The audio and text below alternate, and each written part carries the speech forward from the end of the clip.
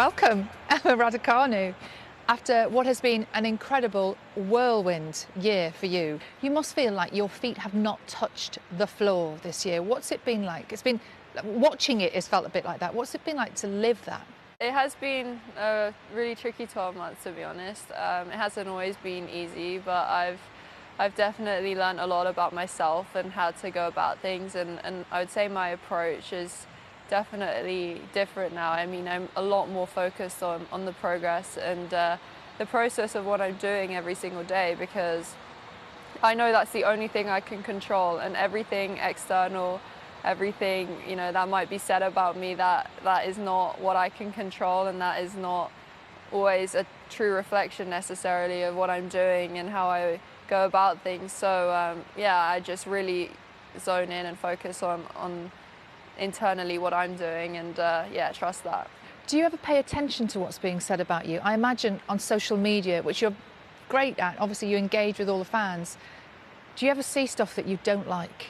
I don't really look at it, because it is tough to kind of, if you see a negative one, then you know it might stick in your head. So for me, I just find it easier to not really look at that, and but I really obviously love engaging online with people and sharing things about myself. You know, I like to share things that I've taken on my phone rather than, you know, professional ones.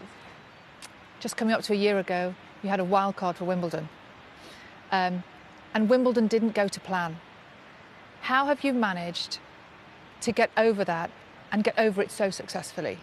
Wimbledon, I mean, what happened in the last match was obviously pretty difficult at the time, and I had no idea how how I would react after that, because it was the biggest court I've played on, you know, a lot of people, and yeah, I was obviously really excited to sort of keep going, and to not be able to finish the match was really tough for me. If you would have said to me in Nottingham last year, you're going to make fourth round Wimbledon, I would have been like, yeah.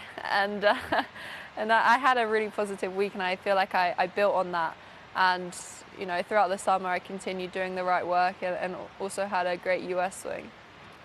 What was the right work that then got you to the US win? I'd say it's a combination of really good practice, you know, feeling really good about myself, trusting and believing the work I had done. You know, by the time I was playing the US Open and qualifying, I was so match tight and match ready that I felt like I was almost on autopilot, and it was automatic at how I was facing game situations, and that's something that's difficult to replicate on the practice court. You will know, of course, that the last British woman to win the singles title at Wimbledon was Virginia Wade in 1977, the Silver Jubilee. Yeah, I met Virginia actually in the US Open, and I managed to speak to her a little bit, and when I was in the final stages, she was really supportive of me, and to kind of have that reassurance from someone who's already done it, it did mean a lot. We've just celebrated the Platinum Jubilee. Do you feel like going into Wimbledon, that might be your inspiration? You've already had a letter from the Queen anyway, haven't you? Yeah, after US Open. So it was obviously amazing, you know, this last weekend to see all the celebrations and all the street parties. It was quite fun to see everyone so happy. Going into the grass court season, for me, I don't really feel like I can put any expectation or pressure on myself for results. I think that, you know, that might happen from people who aren't me. You know, they might put expectations and pressure on me, but you know, I just really believe in what I'm doing, and in the long run, it will pay off.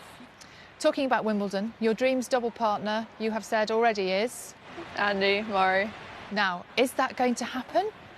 Well, we haven't actually spoken about it. It's something that we both, I feel, want to do. And I don't know if this year is going to be the year, but hopefully it will definitely happen at some point. Yeah. Soon? Soon-ish. We're seeing a lot of you, aren't we, at the moment, in glossy magazines doing these beautiful fashion shoots. How much do you enjoy that side of your job? You look like you really do. Yeah, I really enjoy it. For me, I think tennis is obviously a massive part of my life, but it's not the only thing in my life. And I like to look at other industries, and the people I'm working with, they're the best of the best, you know, in the fashion industry, for example. So I get to learn a lot of things. And for example, you know, the production that goes behind it, they're just as much perfectionist as I sort of am on the tennis court, and the level that they hold of themselves and their work, I think, is inspiring. And when you're done with all of this and you eventually get to go home and you shut the door, what do you do? Honestly. Me, sometimes I read a bit. I'm trying to do more of that now to just I like keeping my brain active. I get bored if not. So right now I found reading. But yeah, sometimes it's Taiwanese drama shows, to be honest. I speak Mandarin and I'm just trying to improve it. And you know, the plots are so far from reality that it is kind of refreshing and just takes your mind so far away. Well, it obviously works on some level, because look what we have to bring in now. A trophy that I'm sure you're very familiar with. Yeah, thanks. Oh my word. You like it, don't you? I can tell. But yeah, I heard it's been doing a little tour, and I'm really, really happy that, you know, many, you know, young kids can sort of see it and hopefully get it a little bit inspired. When they saw it here, they were so excited. So for me to think that, you know, I feel really good and happy. There is something really magical about it, isn't there? Yeah. Congratulations. Thank you. Thank you.